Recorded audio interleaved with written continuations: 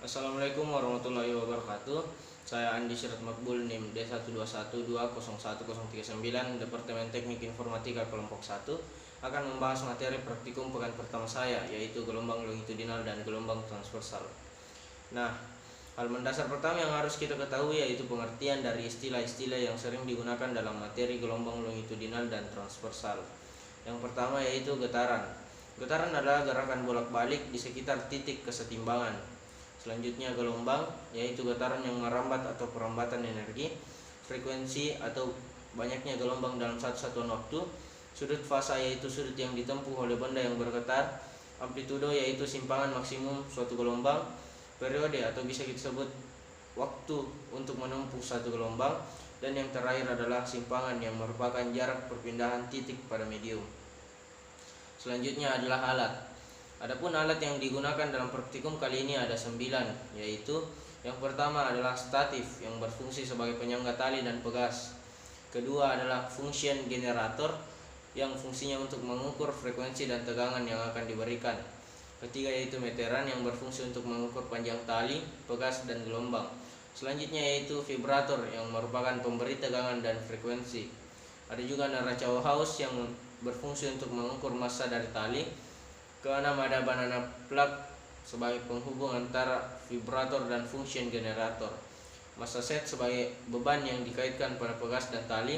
Dan yang terakhir ada pegas dan tali sebagai objek percobaan pada praktikum gelombang longitudinal dan transversal kali ini. Adapun manfaat dari gelombang longitudinal diantaranya adalah sebagai berikut. 1. Sebagai pendeteksi radar kapal selam. Radar memancarkan gelombang radio yang memantul dan kembali ditangkap oleh radar sehingga keberadaan di luar objek diketahui. Yang kedua, dengan gelombang kita dapat mengetahui kerapatan dan kecacatan logam. Ini dilakukan dengan mengadarkan getaran kuat pada logam. Gelombang longitudinal juga dapat digunakan untuk mengukur kedalaman laut yang caranya sama seperti radar. Selanjutnya manfaat dari gelombang transversal. Yang saya ketahui manfaat gelombang transversal ada 2, yaitu dalam polarisasi cahaya dan untuk mendeteksi adanya tsunami dan gempa di bawah laut dengan menggunakan alat yang sudah diberikan. Gelombang dapat dibedakan juga berdasarkan zat perantaranya dan berdasarkan arah rambat dan arah getarannya.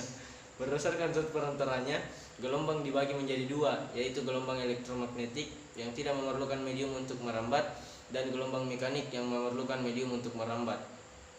Sedangkan berdasarkan arah rambat dan arah getarannya juga dibagi 2, yaitu gelombang transversal yang arah rambatnya tegak lurus dengan arah getarannya dan gelombang longitudinal yang arah rambat dan arah getarannya sejajar. Dalam gelombang transversal ditandai dengan adanya bukit dan lembah, di mana satu gelombang setara jika ada satu bukit dan satu lembah. Sedangkan longitudinal ditandai dengan rapatan dan renggangan. Satu rapatan dan satu renggangan sama dengan satu gelombang. Jika hanya ada satu rapatan atau hanya satu renggangan berarti hanya setengah gelombang. Adapun beberapa rumus yang digunakan dalam praktikum kali ini yaitu rumus cepat rambat, rumus frekuensi dan rumus periode.